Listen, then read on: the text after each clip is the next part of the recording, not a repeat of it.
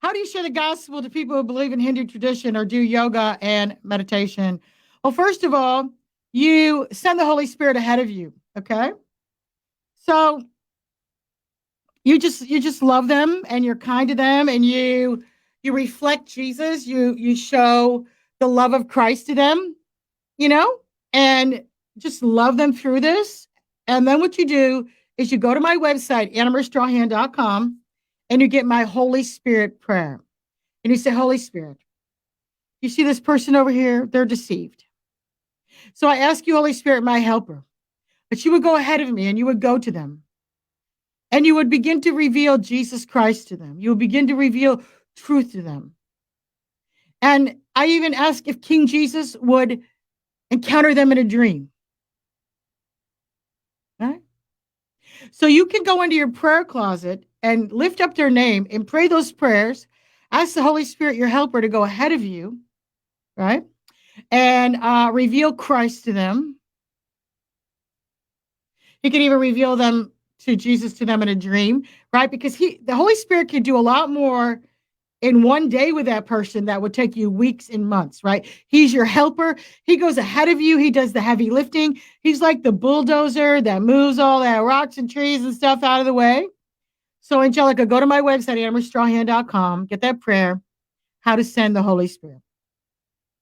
And then you say, Holy Spirit, I ask you to partner with me and give me the words to say to them. Okay. So, in other words, like Paul, when he was in all those pagan areas in Greece, especially when he was in Athens. Okay. When Paul was in Athens, it was really difficult for him to share the gospel because all those people, there were so many gods. They worshiped so many gods in Athens.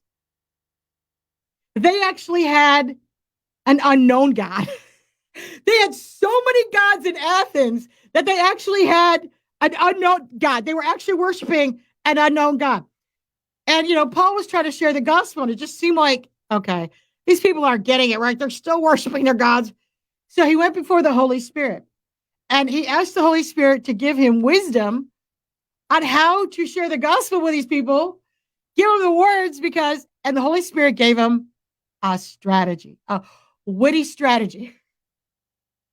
And Paul went to all the elders and the wisdom and he said, I'd love to have an intellectual talk with you. Like, I'd love to have a TED talk with you guys.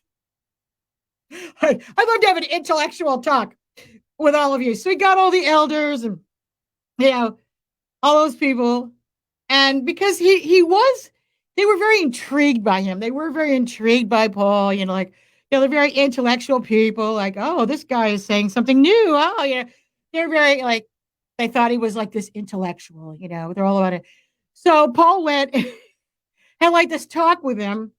And he said, guess what? I know who your unknown God is. You're like, really?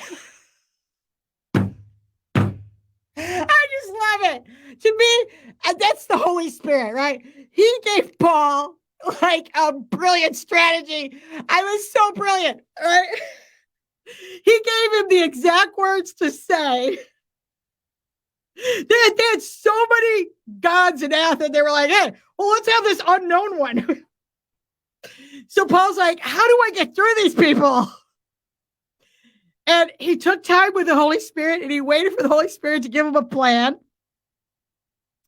And the Holy Spirit said, okay, tell them you're going to have this big intellectual talk with them, meet them right where they are. They're all about intellectuals. Like, oh yeah, this guy, Paul, he's really smart.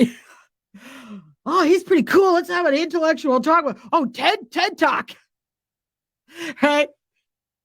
And Paul, he gets up there and he's like, okay, I got great news for you all today. I know who your unknown God is. They're like, really?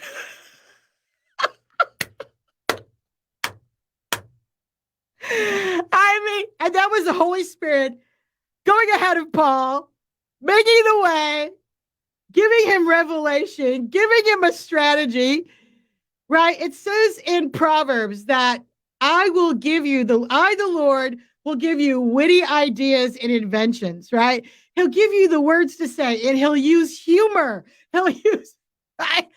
So we don't have to go around like beating the Bible or people say, oh, thus saith the Lord.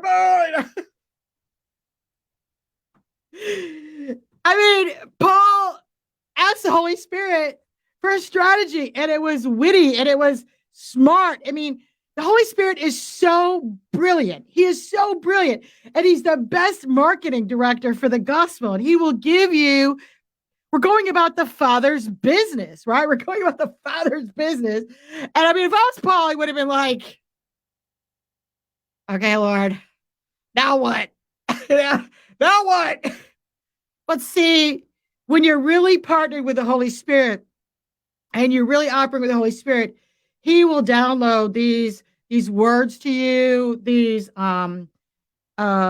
witty ideas, he'll say, look, there's a window of opportunity right here. And he did that with all of Athens, Greece. He can certainly do that with your neighbor. He can certainly do that with, whoever you're having a conversation with. He'll give you say, okay, I'm giving you a strategy. It's an opportunity for you to go in and, say something witty to that person, or bring that strategy together. So Holy Spirit is brilliant. He's got all the plans, all the strategies, all the shortcuts. He can go ahead of you with those people. So really partner with him. Okay, and of course pray for them. Begin to pray for them.